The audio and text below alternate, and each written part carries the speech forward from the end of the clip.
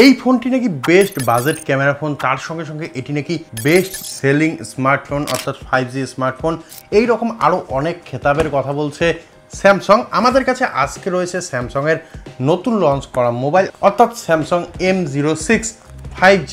তো এই যে মোবাইলটি একটি 5G মোবাইল এবং এইখানে এই মোবাইলটির অ্যাড করতে গিয়ে স্যামসাং বলছে এটি নাকি একটি বেস্ট মোবাইল, এটি বেস্ট ক্যামেরা মোবাইল বা বাজেট ক্যামেরা ফোন। তার সঙ্গে সঙ্গে এইখানে বলা হচ্ছে এই মোবাইলটি নাকি নাম্বার 1 সেলিং 5G সেট। তো যাই হোক, এই যে সেটটি আজকে আমাদের কাছে রয়েছে। যাদের বাজেট 8 থেকে 9 হাজার টাকার মধ্যে রয়েছে তাদের জন্য এই মোবাইলটি।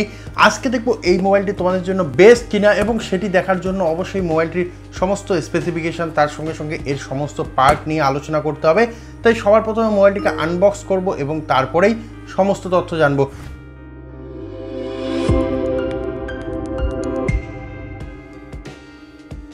তো সবার প্রথমে এখানে আমরা আনবক্স করে নিচ্ছি। আনবক্স হয়ে গেল, ইজি টু আনবক্স একটি মোবাইলটি রয়েছে। এই যে মোবাইলটি এইভাবে পেপার প্যাকেজিংয়ের সঙ্গে আসে। মোবাইলটিকে সাইডে রাখবো, এইখানে একটি ট্রে দেওয়া হয়েছে, আর কোনো কিছুই নেই। তার সঙ্গে সঙ্গে এইখানে একটি ছোট বক্স দেওয়া হয়েছে, তোমরা যদি লক্ষ্য করো এখানে বক্স দেওয়া হয়েছে। এইখানে একটি সিম ইজেক্টর পিন দেওয়া হয়েছে এবং তার সঙ্গে সঙ্গে ভেতরে একটি এইখানে তোমরা দেখতে পাচ্ছ type C to type C port দেওয়া হয়েছে এবং তার সঙ্গে সঙ্গে এইখানে একটি ইউজার ম্যানুয়াল দেওয়া হয়েছে। অনেকেই বলবে এইখানে এত কম দামের মধ্যে type C to type C port কেন দিচ্ছে? তো তার সব থেকে বড় কারণ আমি বলে দিচ্ছি, কারণ স্যামসাং এখানে অ্যাডাপ্টার বিক্রি করবে এবং সেই অ্যাডাপ্টার অবশ্যই স্যামসাংয়েরই নিতে হবে, কারণ স্যামসাংয়ের যে ওয়েবসাইট বা স্যামসাংয়ের যে স্টোরগুলো রয়েছে সেইখানে কিন্তু এই মোবাইলটির জন্য তোমাদের টাইপ সি চার্জারই দেবে। এখানে কিন্তু টাইপ এ থেকে টাইপ সি দেবে না, সেই জন্য স্যামসাংয়েরই চার্জার কিনতে হবে। তো যাই হোক, এইখানে একটি সাদা কালারের এইখানে তোমরা দেখতে পাচ্ছ ডাটা কেবল দেওয়া হয়েছে, যেটি কিছুটা আমাদের অ্যাপেলের ফিল দেয়। তো যাই হোক, এইখানে কম দামের মধ্যে আমরা অ্যাপেলের ফিল পেয়ে গেলাম। এটিকে সাইডে রাখবো। তো বক্সের মধ্যে শুধুমাত্র এতটুকুই রয়েছে, এখানে কিন্তু পাওয়ার অ্যাডাপ্টার নেই। পাওয়ার অ্যাডাপ্টার কাট করে দিয়েছে যেহেতু কম প্রাইজের মধ্যে দিচ্ছে। তো এইখানে রয়েছে আমাদের প্রাইমারি মোবাইলটি, তোমরা দেখতে পাচ্ছ পেপার প্যাকেজিংয়ের সঙ্গে আসে। তো এইখানে আমরা বের করে নিলাম।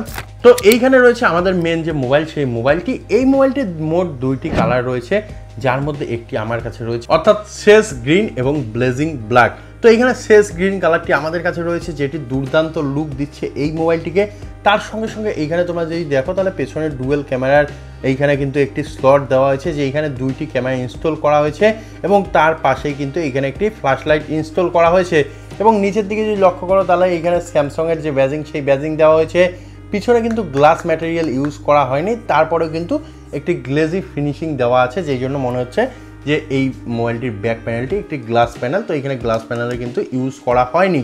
তো এই যে মোবাইলটির মধ্যে তোমরা ফ্রন্টেও একটি ক্যামেরা দেখতে পারবে, তার সঙ্গে সঙ্গে কিন্তু এইখানে 7.13 সেন্টিমিটারের একটি বিগ এইচডি প্লাস ডিসপ্লে দেখতে পারবে। এবং অবশ্যই এই যে মোবাইলটির লুককে কিন্তু ইনহ্যান্স করেছে এই ডিসপ্লে, কারণ এইখানে কিন্তু বড় মাপের একটি ডিসপ্লে দেওয়া হয়েছে। এবং তার সঙ্গে সঙ্গে এই মোবাইলটির মধ্যে তোমরা দেখতে পারবে একটি ফাইবারের ফ্রেম দেওয়া হয়েছে, যেই ফ্রেমের মধ্যে উপরের দিকে তোমরা নয়েজ ক্যান্সেলেশন মাইক্রোফোন দেখতে পারবে, বা সাইডে সিম ট্রে দেখতে পারবে। নিচের দিকে যদি দেখো 3.5mm জ্যাক কিন্তু এইখানে দেওয়া হয়েছে, তার সঙ্গে সঙ্গে প্রাইমারি মাইক্রোফোন, তার সঙ্গে এইখানে টাইপ সি পোর্ট এবং এইখানে স্পিকার গ্রিল দেওয়া হয়েছে।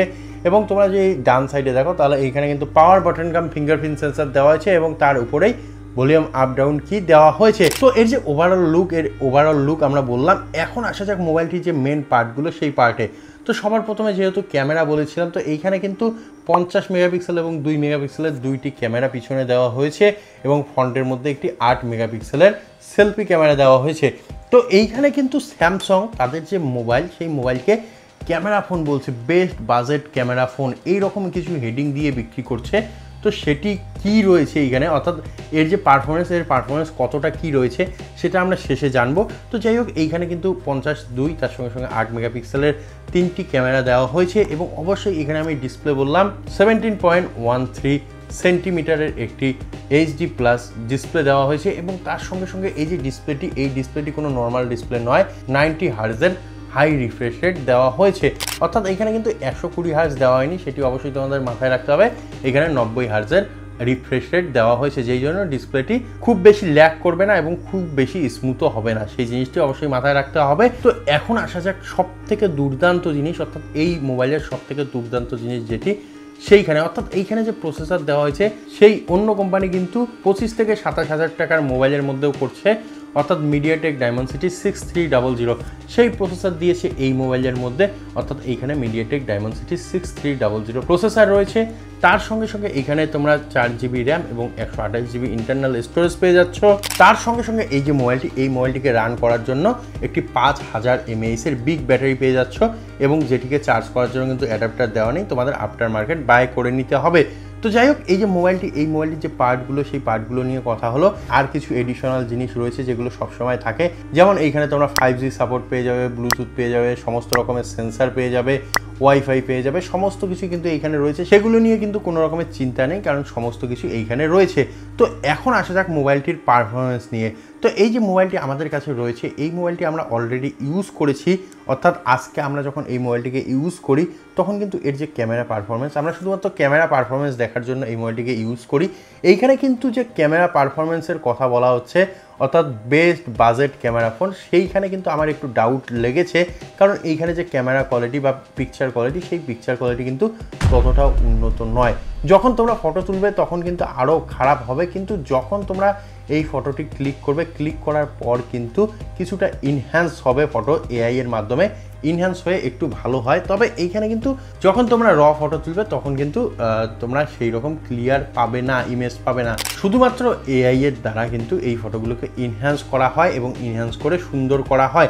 তো এখানে যে ক্যামেরার কামাল, সেই ক্যামেরার কামাল বললাম। তার সঙ্গে সঙ্গে এখানে ডিসঅ্যাডভান্টেজ রয়েছে, এখানে পাওয়ার অ্যাডাপ্টার দেওয়া নেই। তবে এইখানে লাভজনক একটি জিনিস রয়েছে, সেটি হলো গুড লুকিং একটি ফোন, বড় ডিসপ্লে, মোটামুটি ভালো ক্যামেরা, তার সঙ্গে সঙ্গে বড় ব্যাটারি এবং অবশ্যই একটি জিনিস, সেটি হলো এর প্রসেসর মিডিয়াটেক ডায়মন্ডসিটি 6300। তাই তোমরা যারা যারা একটি বাজেট ফোন খুঁজছো 8 থেকে 9000 টাকার মধ্যে, তারা এই মোবাইলটির দিকে যেতে পারো, কারণ স্যামসাংয়ের ভরসা রয়েছে, তার সঙ্গে সঙ্গে এত কিছু ভালো ভালো ফিচার্স দেওয়া হচ্ছে এবং বিশেষ করে প্রসেসর ভালো দেওয়া হচ্ছে। তাই তোমরা যদি চাও একটি ভালো মোবাইল কিনতে তোমাদের ডেইলি ইউজের জন্য, তোমাদের যদি ক্যামেরা খুব ভালো দরকার না থাকে, তাহলে অবশ্যই আমি বলবো তোমরা এই মোবাইলটির দিকে যেতে পারো। এবং যদি তোমাদের স্যামসাংয়ের মোবাইল ভালো না লাগে, তাহলে এই প্রাইস রেঞ্জের মধ্যে আরও অনেক ভালো ভালো মোবাইল রয়েছে, যেইখানে হয়তো বা এর থেকে প্রসেসর একটু ডাউন রয়েছে, তবে বাকি ফিচার্স কিন্তু একদম ফুলফিল করে দেওয়া হয়েছে কোম্পানির তরফ থেকে। সেই মোবাইলগুলো দেখতে পারো এবং অবশ্যই সেই মোবাইলগুলো দেখার জন্য আমাদের চ্যানেলকে সাবস্ক্রাইব করতে হবে